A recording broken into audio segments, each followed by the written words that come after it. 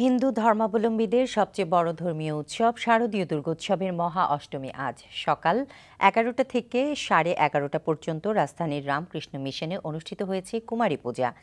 রাজধানী সহ দেশের বিভিন্ন প্রান্ত থেকে কুমারী পূজা উপলক্ষে হিন্দু ধর্মাবলম্বী মানুষ রামকৃষ্ণ মিশনে জড়ো হয়েছেন। রাতে অনুষ্ঠিত হবে সন্ধি পূজা। রিপোর্ট করছেন রকনউদ্দিন।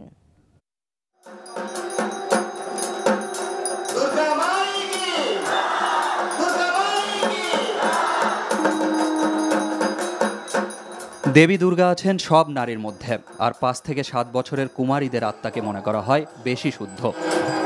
হিন্দু শাস্ত্রের এমন বিশ্বাস থেকেই বছর বছর আয়োজন করা হয় এই কুমারী পূজা। এই পূজার শুরুটা হয়েছিল স্বামী বিবেকানন্দের হাত ধরে 19 শতকের শুরুর দিকে।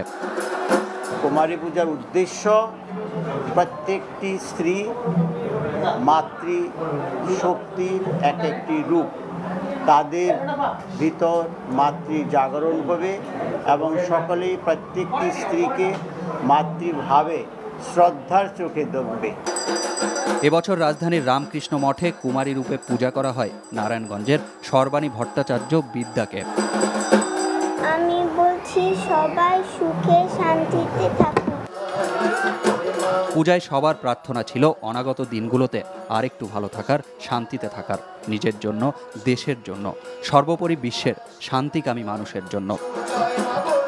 সবাই শান্তিতে থাকে, আমরা ভালো থাকি, আমাদের বছরটা যেন আগামী বছরটা যেন আরো ভালো কাটে। আমাদের সমাজে যেই দুর্গতিগুলি আছে সেগুলো যাতে দুর্গা মা নিজে দমন করেন এবং সৃষ্টিকে পালন করেন, আমরা যাতে সকলে মঙ্গলে থাকতে পারি, এটি আমাদের প্রার্থনা। আমরা যেহেতু এই সামনের বার অ্যাডমিশন দিব, আশা করছি সামনের বার যেন একটা ভালো পাবলিক ইউনিভার্সিটি চান্স পাই।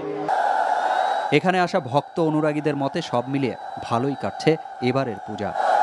মাকে দর্শন করতে এসেছি, অঞ্জলি নেব, ভালো লাগছে। ভালোই কাটছে, খুব আনন্দ হচ্ছে, সবাই মিলে আসলে সবাইকে দেখা, প্রত্যেকবারে আসি। মহা অষ্টমীতে রাতে অনুষ্ঠিত হবে সন্ধি পূজা। রকনউদ্দিন, NTV নিউজ, ঢাকা।